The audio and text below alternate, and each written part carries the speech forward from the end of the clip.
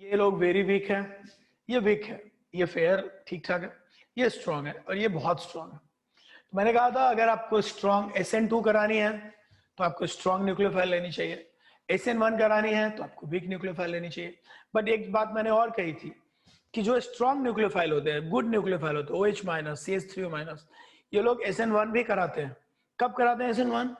ये SN1 तब कराते हैं जब हम लोग इनका, ये SN1 करा सकते हैं लेकिन SN1 तब कराएंगे जब हम लोग क्या करेंगे, SN1 कराने की शर्त यह है कि अगर हम 3 डिग्री लेकर आए, अगर मेरे पास 3 डिग्री अल्काइल हुआ तो उस केस में ये लोग SN1 भी करेंगे। ये बात मैंने आपको कल बताई थी। लेकिन ये नीचे वाला इतना स्ट्रांग है कि इससे SN1 कराना इम्पॉसिबल टाइप होगा, बट यहां तक हो सकता है।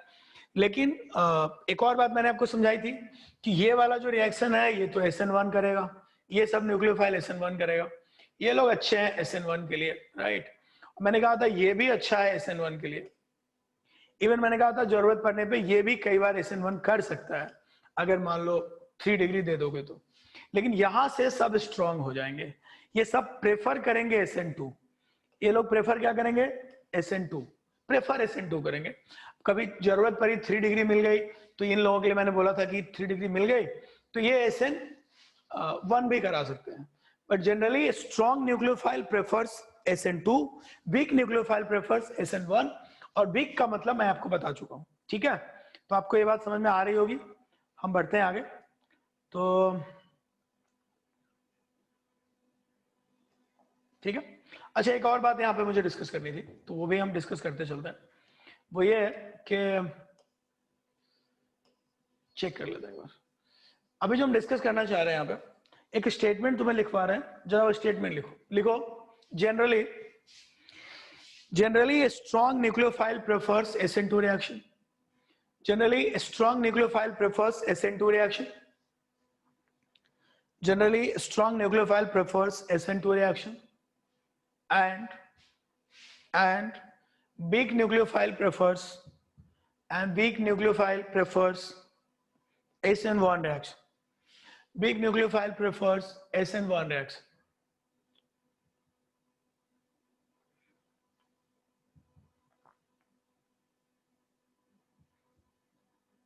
लिखो stronger nucleophile, लिखो stronger nucleophile will react faster. Stronger nucleophile will react faster. Stronger nucleophile will react faster and will not give enough time to alkyl halides. Will not give enough time to alkyl halides. Will not give enough time to alkyl halides to convert itself into carbocation. To convert itself into carbocation. To convert itself into carbocation. It means it is very difficult. It means it is very difficult to perform a SN1 reaction. It is very difficult to perform a SN1 reaction with strong nucleophiles. With strong nucleophiles.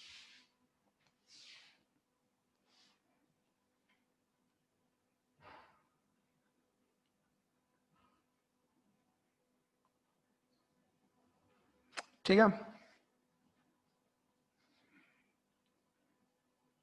समझ में आई बात?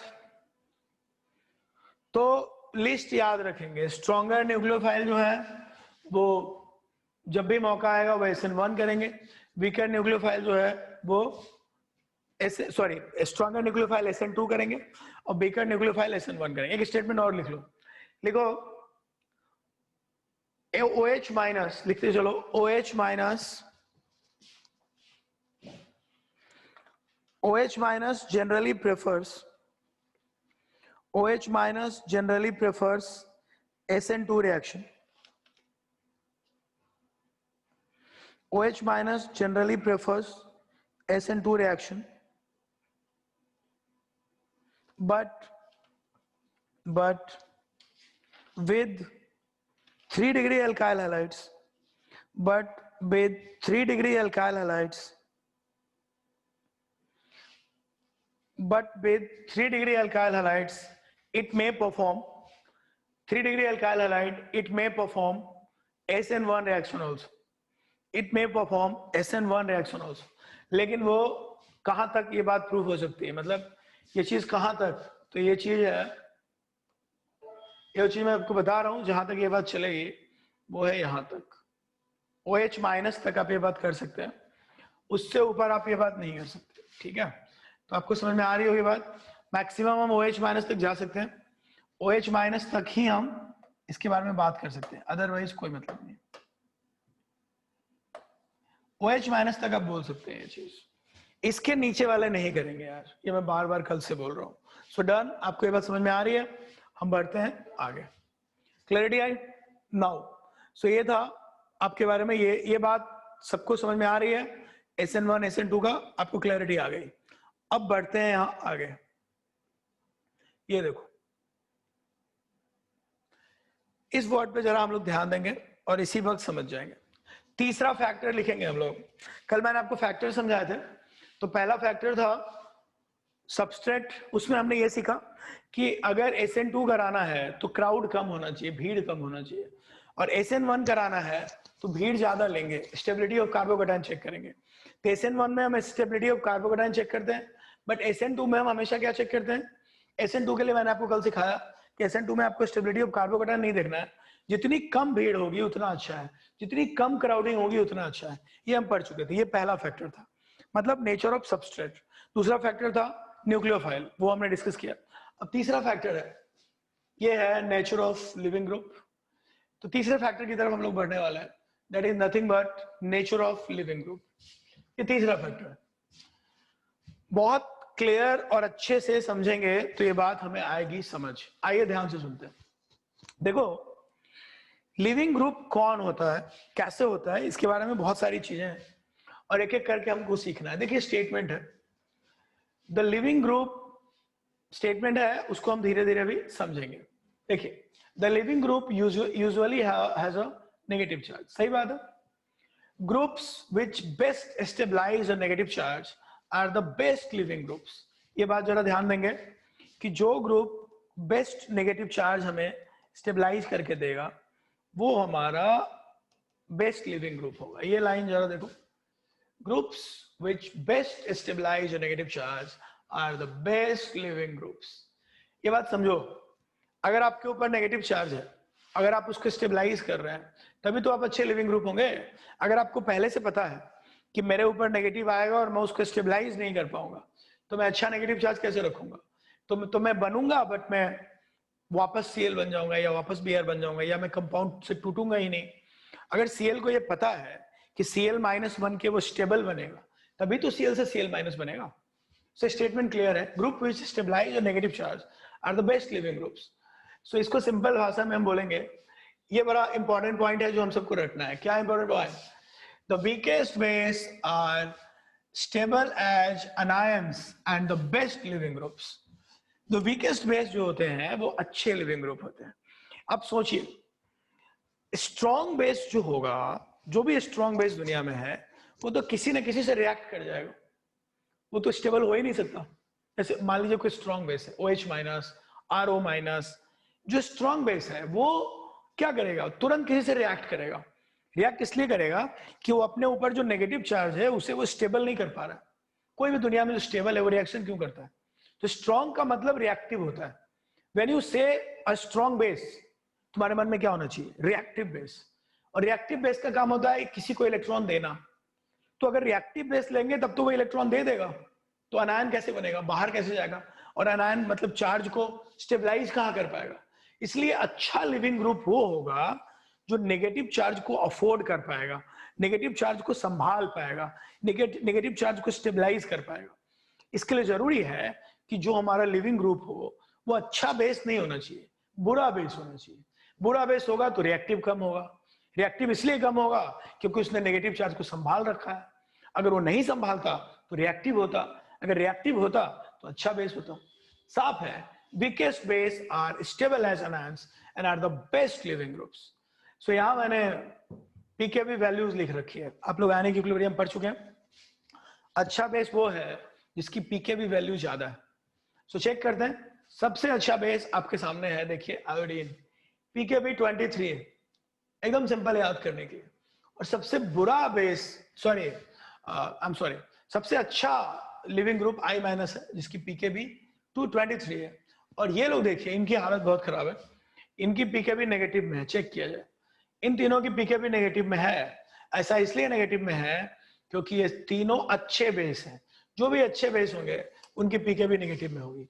और अगर pKb negative में होगी तो याद रखने की बात यहाँ पे ये है कि अगर pKb नेगेटिव में है तो उस केस में इनकी लिविंग टेंडेंसी जीरो है। देखो इसकी लिविंग टेंडेंसी जीरो है, इसकी जीरो है, इसकी जीरो है, और F- की भी लिविंग टेंडेंसी अगर इन लोगों के रिस्पेक्ट में देखें तो 1 है। और जैसे तुम Cl लेके जाओगे 200 टाइम्स बढ़ जाएगा, Br लेके जाओगे 10,000 टाइम्स बढ़ जाएगा, I- लेके आओगे 30,000 बढ़ जाएगा। मतलब जो भी वीकर बेस है वो सब अच्छे लिविंग ग्रुप हैं। और वीकर बेस कौन होते हैं, इस पे ऑलरेडी हमारी बात पहले ही हो चुकी है, तो चेक इट आउट और जल्दी से लिख लो, इसको लिख लो या जो भी है।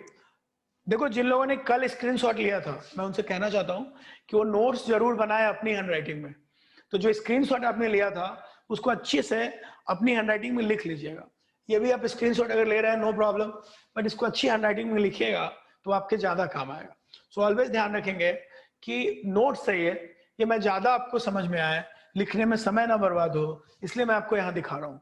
इट डजंट मीन कि ये नोट्स नहीं है, ये सब आपकी कॉपी में होना चाहिए, तो आप इसे नोट करेंगे। अगर समय नहीं है तो आप स्क्रीनशॉट अभी ले लीजिए, बट बाद में नोट जरूर कर लेना, जल्दी करो, हो जाए तो बताना। एक बार वापस बात को समझते हैं। ये चल रहा था अपना, अब देखो इसको करते हैं ऊपर। अभी मैंने एक स्टेटमेंट दिया आप लोगों के लिए, उस स्टेटमेंट का ध्यान रखना है, weaker the base stronger is leaving group, ठीक है। अब उस स्टेटमेंट को हमेशा ध्यान रखेंगे हम लोग। यहां पे एक चीज और ध्यान रखना, पहली बात तो ये कि कुछ अच्छे लिविंग ग्रुप को पहचानना पड़ता है। जैसे देखिए ये मैं आपके लिए एक बना रहा हूं जिसको आपको याद रखना।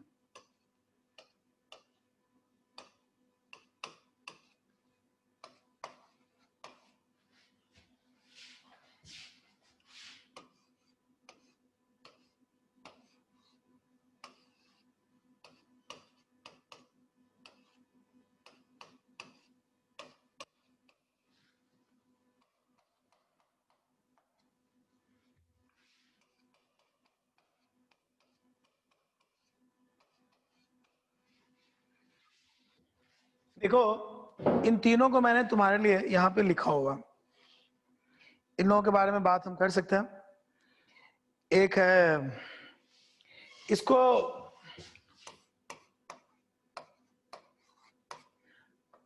टोसाइलेट कहते हैं, दिस इज टोसाइलेट। और जो दूसरा वाला है ये ब्रोसाइलेट है, ओह नो सॉरी, ये टोसाइलेट है ना। और ये मैं इसको यहां लिख देता हूं, ये है ब्रोसाइलेट,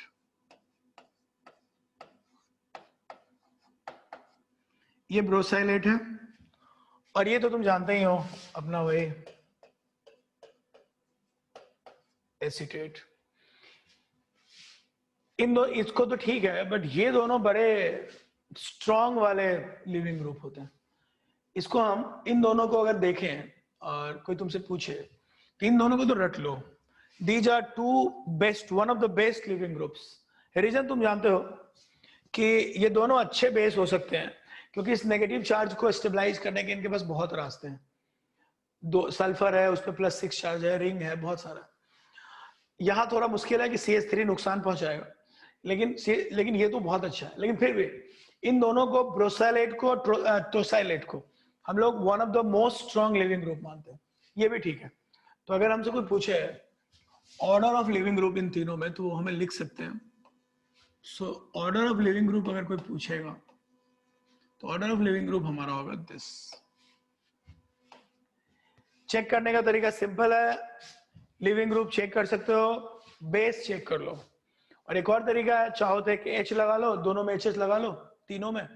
अब जो अच्छा एसिड है उसका कंजुगेट बेस क्या होगा, वीकर होगा, तो यहाँ H लगाओगे तो ये मोस्ट एसिडिक हो जाएगा क्योंकि Br है। इन दोनों के बाद ये बुरा होगा, तो इन दोनों में ये अच्छा एसिड होगा H लगाने के बाद, इसलिए इसका कंजुगेट बेस सबसे बुरा होगा। और जो जितना बुरा कंजुगेट बेस होगा वो उतना बढ़िया लिविंग ग्रुप होगा। सो एक काम कर सकते हो, जब भी तुमसे कोई पूछे just add H and check their acidic strength. अगर H जोड़ने के बाद एसिडिक स्ट्रेंथ ज्यादा है तो 100% वो बुरा बेस होने वाला है, और जो बुरा बेस होगा वो अच्छा लिविंग ग्रुप होगा। So there is no confusion, note it down. लिख लो brosylate and tosylate both are most strong, both are one of the best living group, both are one of the best living group, both are one of the best living groups. Therefore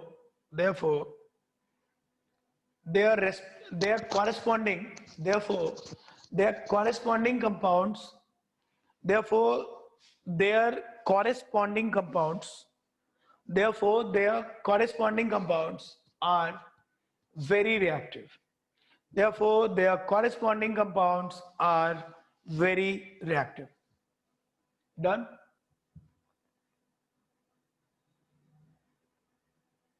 सबको clear?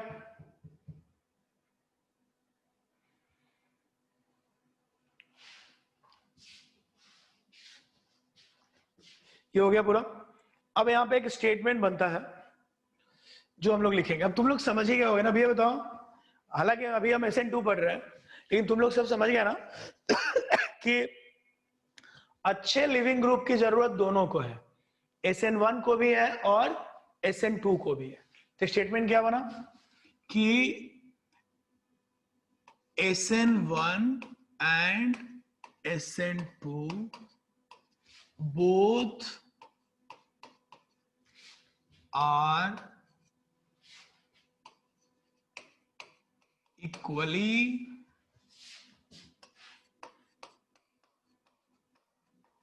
dependent upon strength of living group।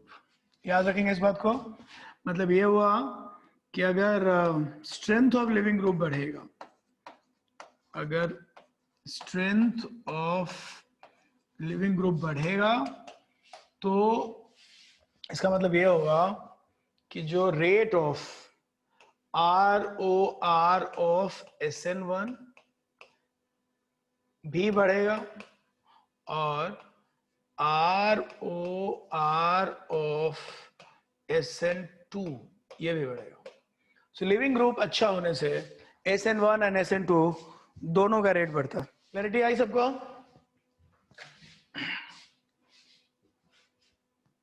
चल now अब देखो हम लोगों ने कौन कौन से फैक्टर पढ़े, जरा रिवाइज कर लें। पहले हमें पढ़ा नेचर ऑफ सबस्ट्रेट, फिर हमने पढ़ा न्यूक्लियोफिलिक स्ट्रेंथ, अभी पढ़ लिया स्ट्रेंथ ऑफ लिविंग ग्रुप, तीनों पढ़ लिया, ठीक है। अब हम बढ़ते हैं आगे और फाइनल बातचीत करते हैं फोर्थ पॉइंट लिख लो। फोर्थ पॉइंट है नेचर ऑफ सॉल्वेंट। ये भी एक इंपॉर्टेंट पॉइंट है, तो जरा इसको भी पढ़ा जाए। नेचर ऑफ सॉल्वेंट लिखो, डिपेंडिंग ऑन, सब लोग लिखो, depending on net dipole moment, depending on net dipole moment, depending on net dipole moment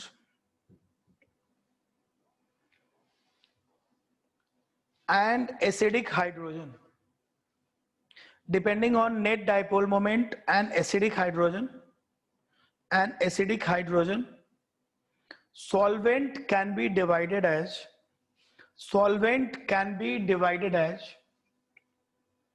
first type लिखो polar protic solvent can be divided as polar protic solvent. तीन type होते हैं, हम तीनों पे आते हैं। पहले लिख लो पोलर प्रोटिक सॉल्वेंट। तीन टाइप होने वाला है, पहला टाइप पढ़ लेते हैं। पहले टाइप को हम लोग बोलते हैं पोलर प्रोटिक सॉल्वेंट। भाई नाम पे ध्यान दो, पोलर भी हो प्रोटिक भी हो। पोलर मतलब जानते ही हो तुम लोग, जिसका डाइपोल मोमेंट नॉन जीरो हो। प्रोटिक मतलब जिसके पास H प्लस हो। एग्जाम्पल क्या होगा इसके, जरा एक दो एग्जाम्पल लिखो। इसके बेस्ट एग्जाम्पल होंगे अपने कौन, जैसे वाटर बहुत बढ़िया एग्जाम्पल है।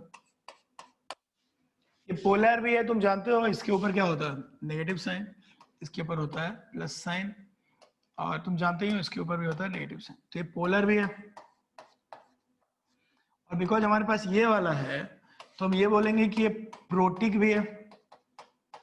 Water is polar as well as protic. It's not about कि एक वाटर ही होगा, हमारे पास ये भी हो सकता है H वाला भी कोई हो तो उसको भी बोल सकते हैं, ये भी हो सकता है, क्योंकि यहाँ भी पोलैरिटी भी है कहीं ना कहीं। इसके ऊपर जो है वो माइनस साइन है और इसके ऊपर प्लस साइन है, तो पोलर तो है और ये H है तो प्रोटिक भी है।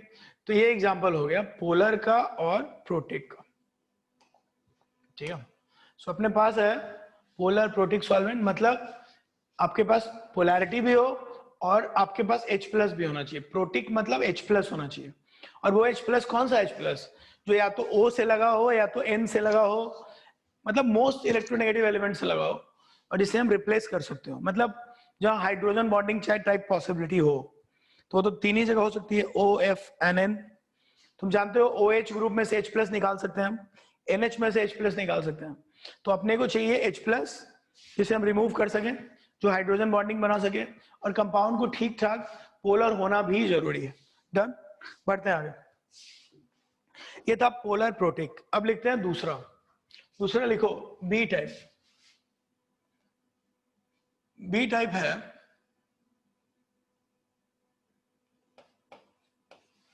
Polar aprotic. Polar aprotic solvent. ये जो पोलर एप्रोटिक सॉल्वेंट है, इसमें क्या होता है, इसमें पोलर तो है बट H प्लस नहीं है। Best example acetone. जरा देखो इसको। अब ये तो नहीं बोलोगे ना कि ये पोलर नहीं है, पोलर तो है, क्योंकि सबको पता है कि इसके ऊपर जो है प्लस है और O के ऊपर क्या होगा माइनस। तो यू कैन से दैट कि ये पोलर है, पोलैरिटी तो है इसमें, लेकिन प्रोटिक नहीं है।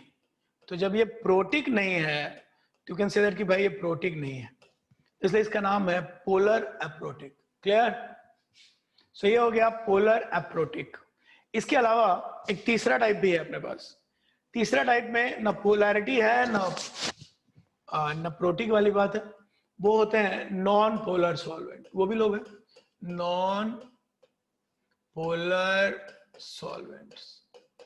अभी नॉन पोलर सॉल्वेंट कौन से हैं तुम जानते हो, जैसे बेंजीन हो गया C6H6, या कोई ऐसा कंपाउंड जैसे CCl4 हो गया, इसकी पोलैरिटी 0 है।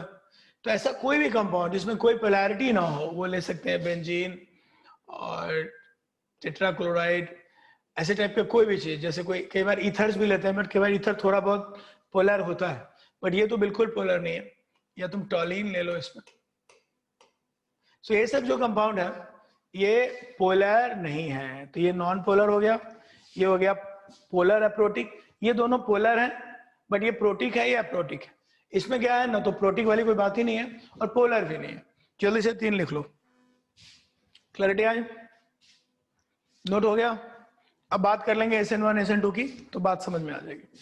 फॉर लिखो एक स्टेटमेंट, फॉर गिवन सॉल्वेंट, सब लोग लिखेंगे for given solvent as dipole moment, for given solvent as dipole moment or charge, for given solvent as dipole moment or charge density of particle, for given solvent as dipole moment or charge density of particle increases, charge density of particle increases its solvation energy increases. Its solvation energy increases. And for given charge particle, and for given charge particle, and for given charge particle,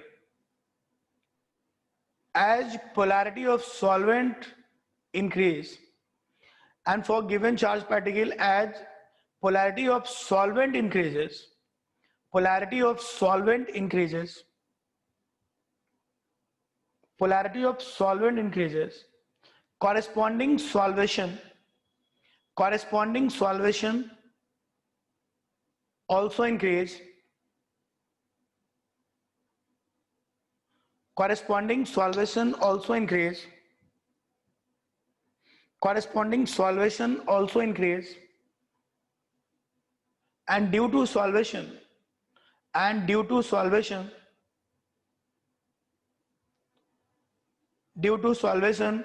solvent can also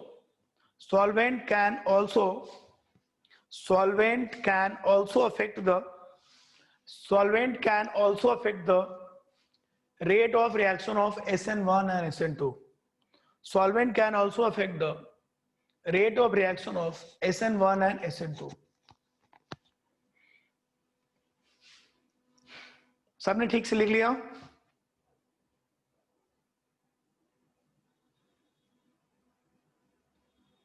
बोलो, सबने ठीक से लिखा? समझ में आया? बोलो। चलो ठीक है, अब सुनो मेरी बात। ये कोई नया वर्ड नहीं है। इस सॉल्वेशन को तुम ना हाइड्रेशन वर्ड तुमने पीरियोडिक टेबल में पढ़ा होगा। याद है, जितना चार्ज डेंसिटी ज्यादा होता था, जितना ज्यादा डाइपोल मोमेंट होता था, पानी के अंदर उसकी हाइड्रेशन एनर्जी उतनी ज्यादा होती थी। तो वहां पे हम उसको हाइड्रेशन बोलते हैं, क्योंकि मेरा सॉल्वेंट वहां वाटर है। अगर वाटर के अलावा कोई और सॉल्वेंट लेंगे तो उसी का नाम हो जाएगा सॉल्वेशन एनर्जी। जब भी कोई चार्ज पार्टिकल पानी के साथ रहता है, उसके पास जाके चार्ज डेंसिटी हाई होती है, उनके साथ बॉन्ड बनाता है, या उसके अंदर वो हाइड्रेट होता है, तो जो एनर्जी रिलीज होती है उसको हाइड्रेशन एनर्जी कहते हैं। वैसे ही कोई और सॉल्वेंट के अंदर जब उसके चार्ज पार्टिकल इस तरह से होंगे तो उसको हम सॉल्वेशन एनर्जी बोलेंगे। हायर हाइड्रेशन मतलब कि उसको वो पानी में ज्यादा स्टेबलाइज हो रहा है, और हायर सॉल्वेशन मतलब भी वही है कि पानी में वो ज्यादा स्टेबलाइज हो रहा है। अब जब आयन पानी में स्टेबलाइज होंगे तो उसका फायदा होगा कि नुकसान होगा, ये हम देखेंगे, वो अभी देखेंगे हम 2 मिनट में। बट एक बात समझ लो, अगर आयन के ऊपर चार्ज बहुत है और हमारा सॉल्वेंट भी चार्ज वाला है, मतलब अगर सॉल्वेंट मेरा पोलर है और मेरा कंपाउंड भी पोलर है, दोनों पोलर है, तो फिर क्या होगा, मेरा पोलर सॉल्वेंट कंपाउंड के कटायन आयन को स्टेबलाइज कर देगा। अगर मेरे कंपाउंड के कटायन आयन को स्टेबलाइज करेगा तो इससे मुझे फायदा या नुकसान होगा, वो आगे की बात है, बट कम से कम चार्ज को स्टेबलाइज तो करेगा, स्टेबलाइज करेगा बॉन्ड बना के। ठीक है, तो आओ हम देखते हैं एक बार किसका इफेक्ट